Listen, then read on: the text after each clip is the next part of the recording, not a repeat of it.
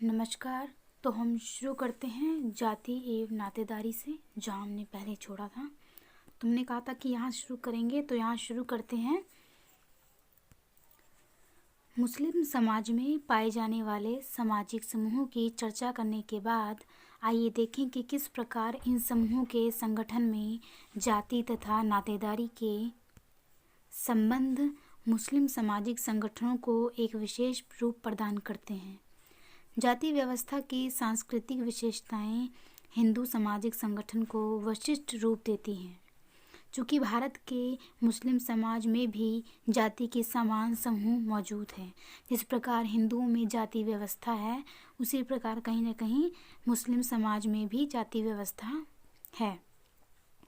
अतः जाति व्यवस्था की सांस्कृतिक विशेषताओं की विवेचना मुस्लिम सामाजिक संगठन का रूप समझने के लिए भी किया जाता है।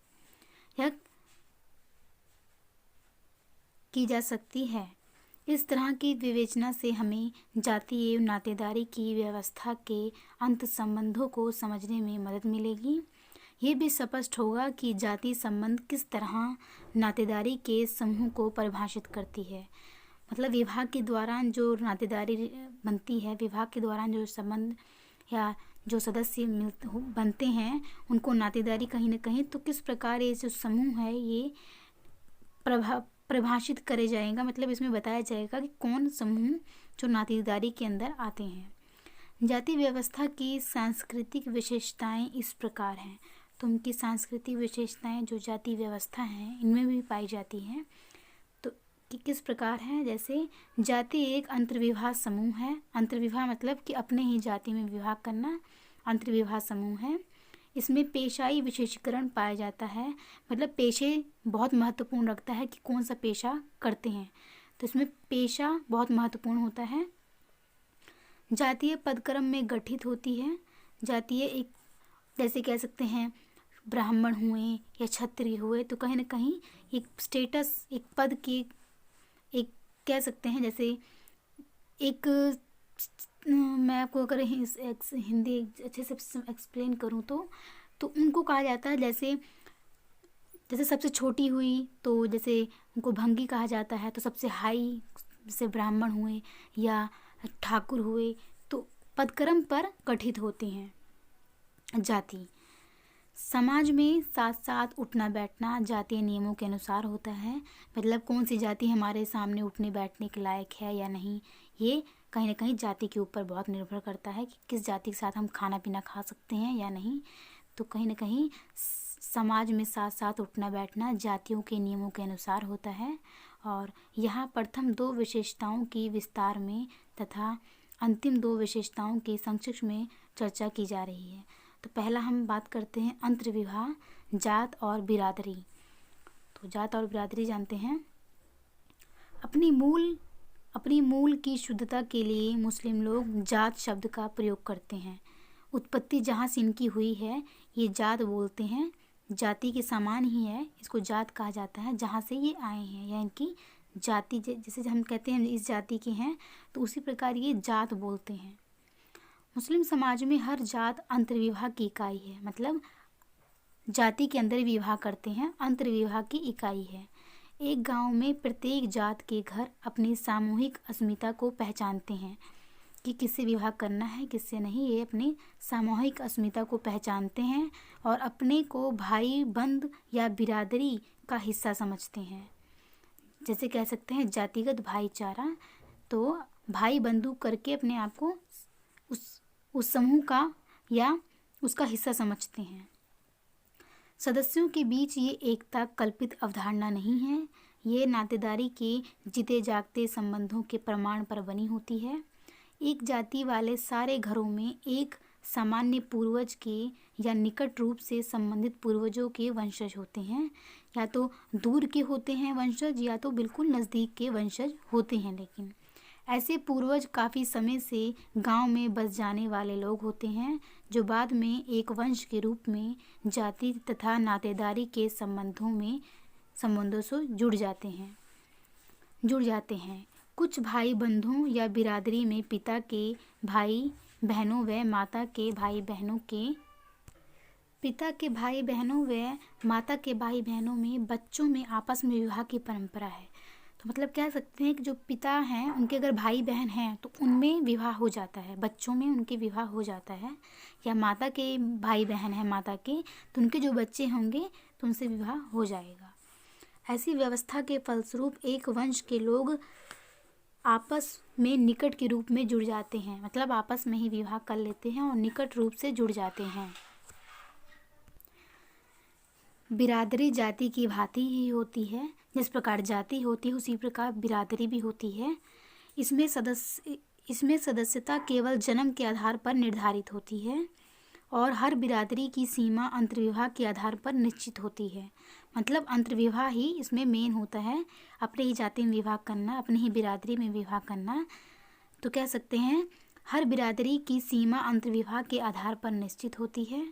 अंतर्विवाह के नियमों का पालन न करने वालों के साथ एक सा व्यवहार नहीं होता। जो इनका पालन नहीं करते उनके साथ एक जैसा व्यवहार नहीं किया जाता। किसी किसी मामले में केवल निंदा मात्र ही होती है, तो किसी किसी मामले में जाति से निकाला भी जाता है।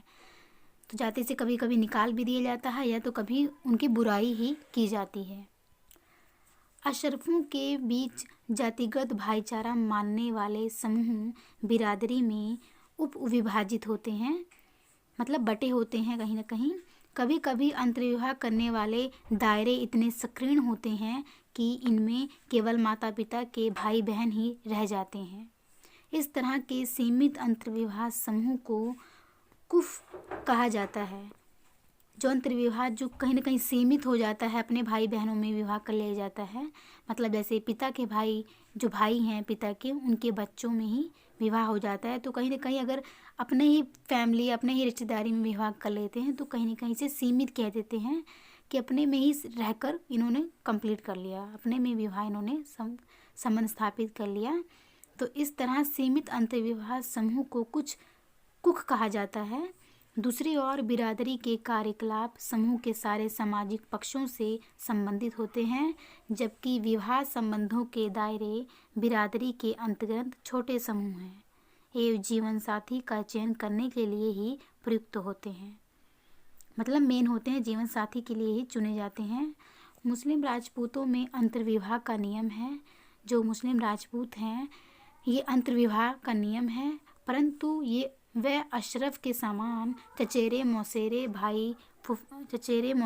ममेरे फुफेरे भाई बहनों के बीच विवाह को मान्यता नहीं देते हैं।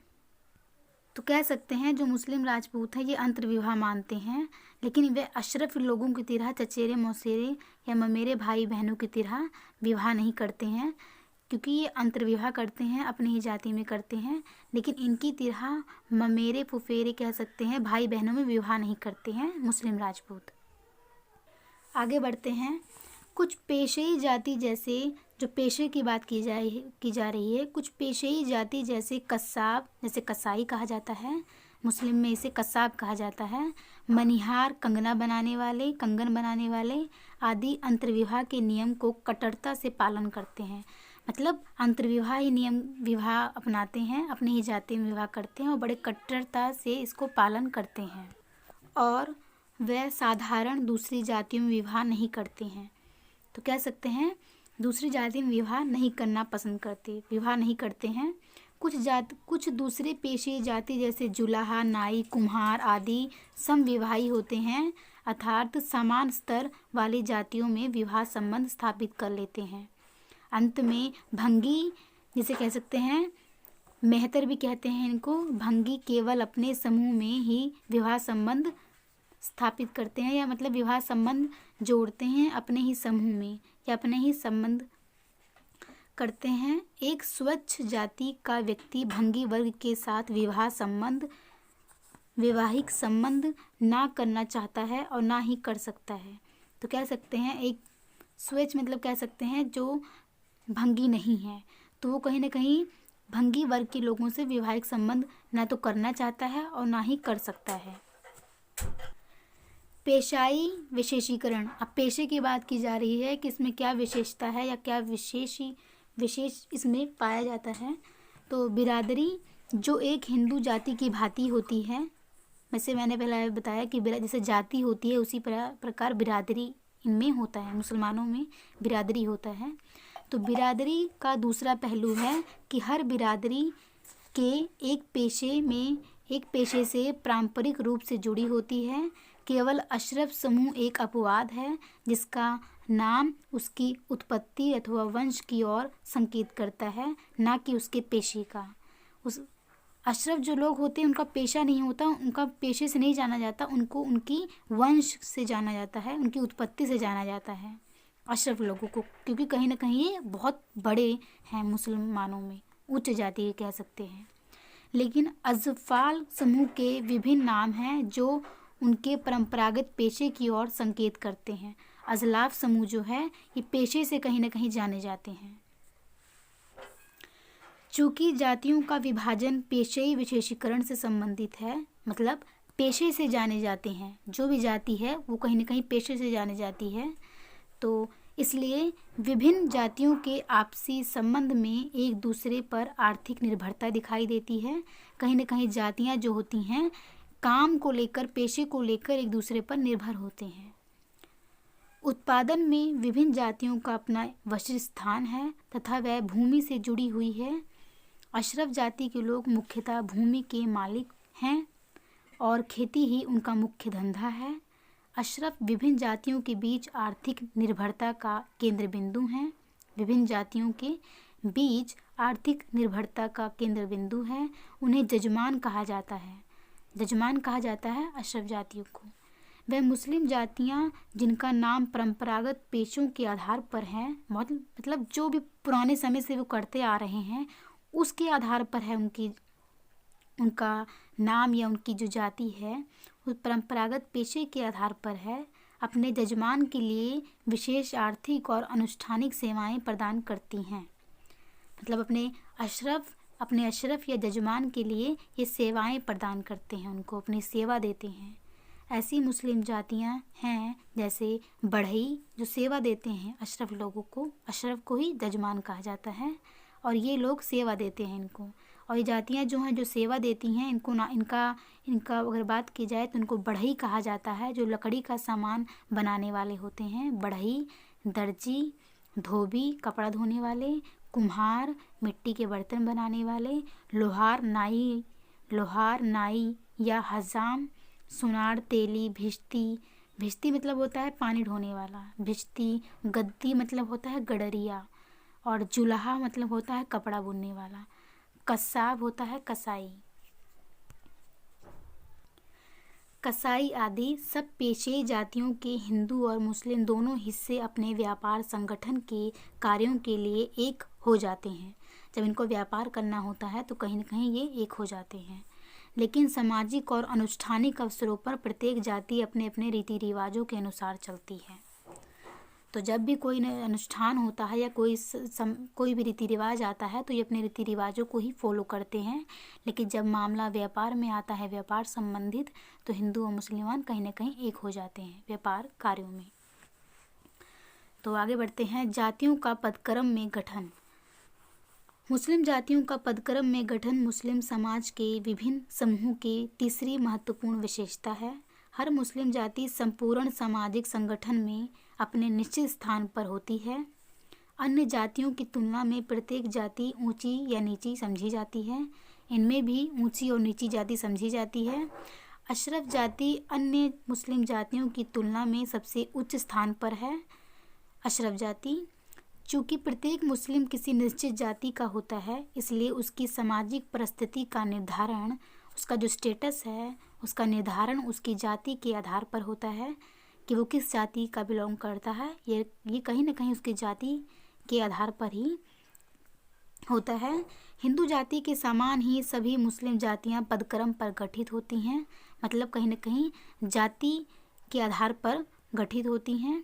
सामान्यतः अशरफों के सबसे उच्च श्रेणी दी गई है, अशरफों को सबसे उच्च श्रेणी दी गई है क्योंकि तो लाइट चली गई थी, उस वजह से अंधेरा हो गया था। तो अब आ गए तो शुरू करते हैं। चूँकि प्रत्येक मुस्लिम किसी निश्चित जाति का होता है, इसलिए उसकी सामाजिक परिस्थिति का निर्धारण उसकी जाति के आधार पर होता है। हिंदू जाति के समान ही सभी मुस्लिम जातियां पदक्रम पर गठित होती हैं। सामान्यतः अशरफों को सबसे उच्च श्रेणी दी गई है, सबसे बड़ी श्रेणी दी गई है, क्योंकि यह मान्यता है कि वे पैगंबर मोहम्मद के वंशज हैं। दूसरी ओर भंगी, जैसे भंगी और चमार की सबसे निम्न श्रेणी है, सबसे नीचे समझा जाता है भंगी और चमार को। मुस्लिम राजपूतों की परिस्थिति अशरफ से निम्न परंतु अशरफ से नीचे परंतु अन्य अच्छी पेशेई जातियों से उच्च है। जो पेशेई जाति से बड़ी है, कहीं ना कहीं कहा जाए तो राजपूतों की, लेकिन अशरफ सबसे बड़े हैं, उसके बाद राजपूत हैं, मुस्लिम राजपूत हैं, और मुस्लिम राजपूतों के बाद ही ये छोटी छोटी जातियां आती हैं। अन्य स्वच्छ पेशाई जातियां मुस्लिम अछूतों से तो उच्च हैं, परंतु मुस्लिम राजपूतों से निम्न हैं। तो वही इसमें कहा गया है कि सबसे ज़्यादा बड़ी है अशरफ, उसके बाद है मुस्लिम राजपूत, उनके बाद है अछूत या निम्न जातियाँ। तो इसमें यही बताया गया है कि जो पदक्रम है, जो अपने जाति के आधार पर ये बड़े या छोटे इन्हें कहा गया है कि ऊंची जाति या नीची जाति, तो कहीं ना कहीं इसमें यही बताया गया है कि सबसे उच्च है वो अशरफ जाति है, उसके बाद मुस्लिम राजपूत हैं, और मुस्लिम राजपूत के बाद ही अछूत जातियाँ या छोटी जातियाँ आती हैं। तो आगे बढ़ते हैं। जातियाँ नियमों के अनुसार साथ साथ उठना बैठना व खाना पीना पसंद करते हैं, नियमों के अनुसार। अंत में ये भी स्पष्ट कर दिया जाए कि अनेक मुस्लिम जातियों में लौकिक व्यवहार और सहभोज पर प्रतिबंध पाए जाते हैं, मतलब एक साथ भोजन करना पर प्रतिबंध पाए जाते हैं। बहुत से अशरफ समूह के लोग अपनी जाति की उपजातियों के सदस्यों के बीच सहभोजन पर प्रतिबंध नहीं लगाते, परंतु शेष जाति समूह जो अशरफ से निम्न समझे जाते हैं के साथ सहभोज के प्रति अनेक प्रतिबंध पाए जाते हैं।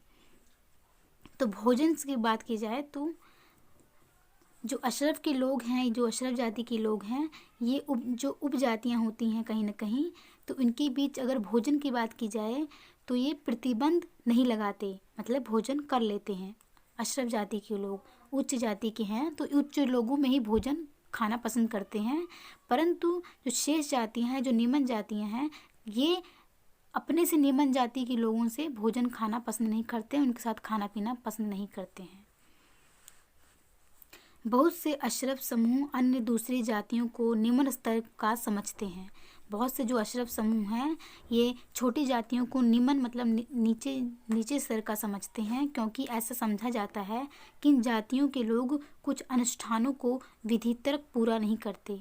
मतलब जो छोटी जातियों के लोग हैं, ये कुछ अनुष्ठान ऐसे हैं जो ये पाक तरीके से पूरा नहीं करते हैं, पवित्रता से पूरा नहीं करते हैं, इसीलिए अशरफ लोग इनके साथ खाना पीना पसंद नहीं करते हैं।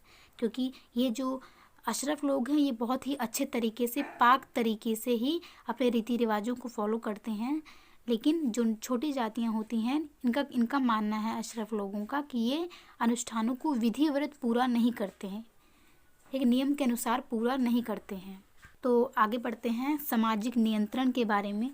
मुस्लिम सामाजिक संगठन के आंतरिक विभेदीकरण और पदक्रम की चर्चा करने के बाद आइए अब हम मुस्लिम समाज के दूसरे संगठनात्मक पहलू को देखें, विशेषकर वह पहलू जो पहले से निश्चित प्रतिमानों के ढांचे के अंतर्गत लोगों और समूहों को प्रतिबंधित और नियंत्रित करते हैं।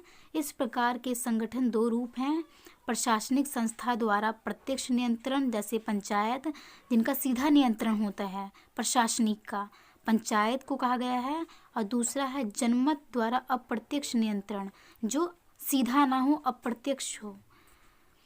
भारतीय मुस्लिम समुदाय इन दोनों के माध्यम से सामाजिक नियंत्रण स्थापित करता है। इन दोनों को कुछ विस्तार से देखें तो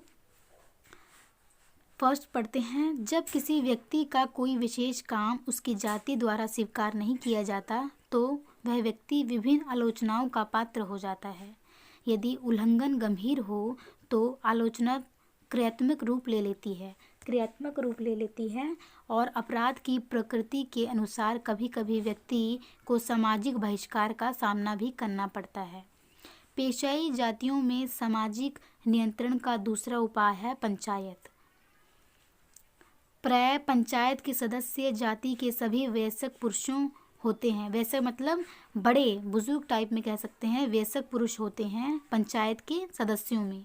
हर पंचायत का प्रधान जो होता है वो सरपंच होता है और जो सामान्यतः चुना जाता है।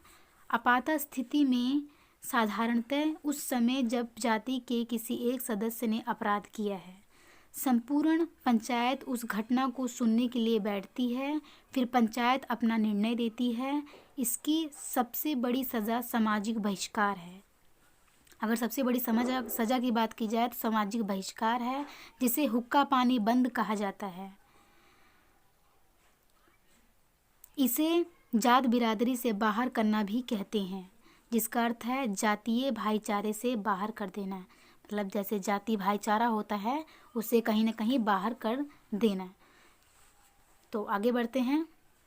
इसमें इसी चीज़ की बात की गई है कि जो अपने नियमों, अपने रीति रिवाजों के अनुसार या अपने रीति रिवाजों या जो व्यवहार है उससे अलग अगर वो कोई काम करता है अपराध की श्रेणी में, तो कहीं ना कहीं उसको जाति बिरादरी से बाहर कर दिया जाता है, उसका हुक्का पानी बंद कर दिया जाता है।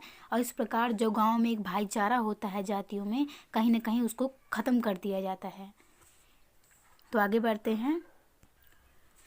उच्च हिंदू जातियों के समान अशरफ और कुछ उच्च पेशाई जातियों में सत्ताधारी जाति पंचायत कार्य नहीं करती। इसके स्थान पर जाति सदस्यों के संचारित माध्यम द्वारा सामान्यतः जातिगत धारणाओं को स्वीकार या अस्वीकार किया जाता है। अशरफों में संयुक्त परिवार मूल इकाई के रूप में कार्य करती है। संयुक्त परिवार जो अपने सदस्यों पर सभी सामाजिक और व्यक्तिगत विषयों पर नियंत्रण रखती है। बहुत सी पेशाई जातियों में सुसंगठित जाति पंचायतें हैं। उनमें संयुक्त परिवार का महत्व कम है, जैसे भंगी, धोबी, तेली, जुलाहा आदि। मुस्लिम जातियों में बहुत सुसंगठित पंचायत पाई जाती हैं, जो कि श्रमिक संघ और सामाजिक संगठन दोनों रूप में कार्य करती हैं। दोनों कहीं ना कहीं जो श्रमिकों के संघ भी और सामाजिक संगठन के रूप में भी कार्य करती हैं, और कहीं ना कहीं ये जुड़ी होती हैं, एक संयुक्त रूप से जुड़े होते हैं। जो पेशे कह सकते हैं, जो पेशे जैसे काम करते हैं, जैसे भंगी हुआ या धोबी हुआ, ये सारे कहीं ना कहीं एक मजबूत सुसंगठित होते हैं कहीं ना कहीं। और पंचायतें कहीं ना कहीं इन्हीं के कोई ना कोई बड़े सदस्य ही निभाते हैं। जो बड़े बड़े जो निर्णय लेते हैं कहीं ना कहीं इन्हीं सदस्यों में से होते हैं, लेकिन बुजुर्ग होते हैं। तो आगे बढ़ते हैं। ये प्रश्न है, आगे बढ़ते हैं हम यहाँ से। परिवार विवाह और उत्तराधिकार के बारे में पढ़ेंगे कि परिवार विवाह और उत्तराधिकार में मुस्लिम परिवारों में किस प्रकार होता है। तो पढ़ते हैं। शरिया के नियम के साथ साथ पैगंबर मोहम्मद की परंपरा हमें मुस्लिम परिवार विवाह और उत्तराधिकार के संबंध में बतलाती है। शरिया में विवाह, परिवार और उत्तराधिकार के कानून मिलते हैं। पैगंबर परंपरा में पैगंबर के खुद के दिन प्रतिदिन के रहन सहन के अनेक तरीकों का वर्णन है। ये परंपराएं मुस्लिम सामाजिक जीवन के निर्देशन का स्रोत बन गए हैं। आइए अब हम मुस्लिम समाज में परिवार विवाह और उत्तराधिकार के बारे में जानकारी लेते हैं। तो कहीं ना कहीं इसमें यही बात की गई है कि जो पैगंबर मोहम्मद हैं, उनके जो खुद के प्रतिदिन के जो रहन सहन है, कहीं ना कहीं उनका वर्णन किया गया है। पैगंबर मोहम्मद की जो परंपराएं जो शुरू से चली आ रही हैं, तो कह सकते हैं कि उनके बारे में ही शरिया में वर्णन मिलता है। तो आगे बढ़ते हैं। पहला हम पढ़ते हैं परिवार के बारे में। भारत में दूसरे समुदाय के समान मुस्लिम समाज के सदस्य भी छोटे और बड़े परिवारों में रहते हैं। दोनों प्रकार के परिवार, संयुक्त परिवार और एकल या नाभिकीय या केंद्रीय परिवार मुस्लिम समुदाय में पाए जाते हैं। संयुक्त मतलब होता है पूरे फैमिली के साथ, एकल मतलब होता है पति पत्नी बच्चे, और एकल को ही नाभिकीय भी कहा जाता है, जिसमें पति पत्नी और बच्चे होते हैं। संयुक्त तो आप समझते ही हैं, जिसमें पूरा परिवार होता है, 3 पीढ़ियाँ होती हैं। परिवार का आकार 4 से 8 सदस्यों का होता है। जो आकार होता है सदस्यों का, वो 4 से 8 सदस्यों का होता है। कभी कभी 25 सदस्यों वाले बड़े परिवार भी होते हैं, जिसमें 25 लोग आते हैं। अधिकांश संयुक्त परिवार ग्रामीण क्षेत्रों में निवास करते हैं। ग्रामीण क्षेत्रों में ज़्यादा मिलेंगे संयुक्त परिवार, और अधिकांश नाभिक परिवार शहरी क्षेत्रों में रहते हैं। तो इसमें कह सकते हैं कि संयुक्त परिवार जो होते हैं वो ग्रामीण में रहते हैं, ग्रामीण इलाकों में रहते हैं, और जो नाभिक परिवार होते हैं वो कहीं ना कहीं शहरों में रहते हैं, जिसमें पति पत्नी बच्चे शामिल होते हैं। तो आगे बढ़ते हैं। पितवंश परंपरा तथा माता वंश परंपरा वाले परिवार, पिता वंश के और माता वंश के। मुस्लिम परिवार सामान्यतः पिता स्थानीय और पितृसत्तात्मक परंपरा के होते हैं, मतलब पिता के वंशज के परंपरा होते हैं। विवाह के उपरांत नए जोड़े पति के घर में ही अपना परिवार बसाते हैं, पति के घर में ही अपना परिवार बसाते हैं। पितावंश परंपरा परिवार के अपवाद बहुत कम है, परंतु पूर्णतः अनुपस्थिति भी नहीं है। उदाहरण के लिए एक पुरुष उत्तराधिकारी के अभाव में परिवार का मुखिया अपनी पुत्री और उसके दाम्पत्य परिवार को घर बसाने के लिए अपने यहाँ आमंत्रित करता है। अपनी बेटी को कह सकते हैं, और अपने दामाद को अपने घर में रहने के लिए कह सकते हैं, आमंत्रित करता है। ऐसी स्थिति में उस पुत्री का पुत्र गोद ले लिया जाता है। जो उसकी बेटी होती है, उसके जो पुत्र होता है उसको गोद ले लिया जाता है, और वह संपत्ति का कानूनी उत्तराधिकारी हो जाता है। दूसरा उदाहरण है पिता स्थानीय एवं पिता वंश परंपरा वाले प्रतिमान का दूसरा अपवाद माता वंश परंपरा वाले परिवार हैं। भारत में ये परिवार लक्षद्वीप समूह, मालाबार जिले और रत्नगिरी जिले महाराष्ट्र में पाए जाते हैं।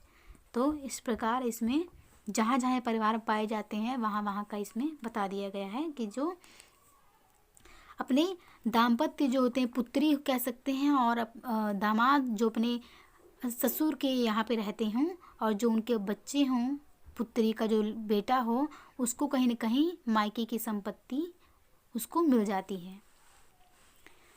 तो आगे बढ़ते हैं। परिवार विच्छेद। इस्लाम में कुंवारेपन को प्रोत्साहित नहीं किया जाता, मतलब कुंवारा नहीं कहा जाता कि कुंवारे रहो, शादीशुदा ही महत्वपूर्णता दी जाती है। तो इस्लाम में कुंवारेपन को प्रोत्साहित नहीं किया जाता, और मुस्लिम समाज में विवाह करने और परिवार बढ़ाने की मान्यता दी जाती है। यद्यपि तलाक मुस्लिमों में एक सामान्य घटना है, मतलब तलाक होता ही रहता है ज़्यादातर मामले में, इसलिए कहा है सामान्य घटना है, लेकिन इस्लाम इसे सरलता से अनुमति नहीं देता है। जो इस्लाम है वो उसे सरलता से अनुमति नहीं देता है। यह पैगंबर मोहम्मद के शब्दों में स्पष्ट कर दिया गया है कि सभी चीज़ें जो अल्लाह ने अपने सेवकों के लिए कानूनी कही हैं, उनमें सबसे अधिक घृणास्पद तलाक है। मतलब सबसे घटिया चीज़ जो है, वो सबसे घटिया चीज़ तलाक को ही पैगंबर मोहम्मद जी ने अपने शब्दों में कहा है कि सबसे घटिया चीज़ तलाक है। उन्होंने ये बात जाहिर की है। इस प्रकार इस्लाम पारिवारिक स्थायित्व देना चाहता है और तलाक को वैसी स्थिति में उचित मानता है जब स्वस्थ पारिवारिक जीवन का बुरे संबंध के कारण चलना असंभव हो जाए। तलाक को तभी माना गया है कि तलाक हो जाए जब या तो कोई बीमारी हो, स्वास्थ्य अच्छा ना हो, या कोई बुरा कारण हो, या चरित्र अच्छा ना हो, तो इस आधार पर कह सकते हैं कि तलाक दे सकते हैं। वरना तलाक को इस्लाम धर्म में बहुत ही घृणा माना जाता है, बहुत ही गलत माना जाता है। तो आगे बढ़ते हैं। पति और पत्नी। पति और परिवार की मुखिया का कर्तव्य है कि वह परिवार के भरण पोषण के लिए व्यवस्था करे, मतलब खाने पीने के लिए उसकी जो भी ज़रूरतें हैं उसकी व्यवस्था करे। पति का कर्तव्य होता है, और परिवार का मुखिया का। इस्लाम के अनुसार पत्नी का कानूनी अधिकार है। इस्लाम के अनुसार पत्नी का कानूनी अधिकार है कि उसका पति उचित रूप से उसकी देखभाल करे। अधिकांश मुस्लिम महिलाओं का सामाजिक जीवन परिवार की सीमाओं में व्यतीत होता है। वे अपना अधिकांश समय घर की देखरेख और बच्चों के लालन पालन में बिताती हैं। उनकी सामाजिक और भावनात्मक ज़रूरतें परिवार में ही पूरी होती हैं। वास्तव में परिवार में महिलाओं की भूमिका और उनके कामकाज ही परिवार में उनकी सामाजिक परिस्थिति का निर्धारण करती हैं। तो कहीं न कहीं इसमें ही बात की गई है कि जो उनकी सामाजिक स्थिति है, कहीं न कहीं उनके परिवार, उनके काम द्वारा ही ये निर्धारण किया जाता है कि उनकी क्या स्थिति होगी समाज में। और घर में ही रहती हैं, घर में रहकर ही अपनी सारी चीज़ों की ज़रूरतें उनको मिल जाती हैं, जो भी उनको चाहिए होता है। तो वही इसमें बताया गया है। और वो कहीं ना कहीं घर की देख रेख, बच्चों के लालन पोषण में ही वो समय अपना बिताती हैं। तो आगे पढ़ते हैं पुत्र और पुत्री के बारे में। मुस्लिम परिवारों में पुत्र और पुत्री को समान सामाजिक स्थान प्राप्त नहीं है, मतलब समान अधिकार प्राप्त नहीं है। पहले ज़माने में मुस्लिम परिवारों में एक लड़की के जन्म को दुर्भाग्यपूर्ण और अप्रिय घटना समझा जाता था, परंतु आजकल दैनिक जीवन में सभी बच्चों को समान रूप से देखा जाता है। मतलब अब के ज़माने में सबको समान रूप से देखा जाता है, लेकिन पुराने ज़माने में ऐसा नहीं था। लेकिन महत्वपूर्ण विषयों जैसे शिक्षा, व्यवसाय के चुनाव, विवाह में जीवन साथी के चुनाव आदि में पुत्र तथा पुत्रियों में कभी कभी भेदभाव किया जाता है। चाहे शिक्षा में हो, चाहे अपने मनपसंद साथी के बारे में हो चुनाव करने में, और या तो शिक्षा या व्यवसाय से संबंधित उन्हें अभी भी भेदभाव किया जाता है और पुत्रों का पक्ष लिया जाता है। कह सकते हैं लड़कियों का इतना पक्ष नहीं लिया जाता जितना लड़कों का पक्ष लिया जाता है। तो आगे बढ़ते हैं। तो ऐसा करते हैं, हम यहाँ से अब हम नेक्स्ट वीडियो में लेकर आएंगे जिसमें हम पढ़ेंगे स्त्री पुरुष के अलग अलग क्षेत्र होना। तो आज के लिए इतना ही। Thank you so much. आगे हम बस ये चैप्टर कंप्लीट होने वाला है, तो आज के लिए इतना ही। Thank you.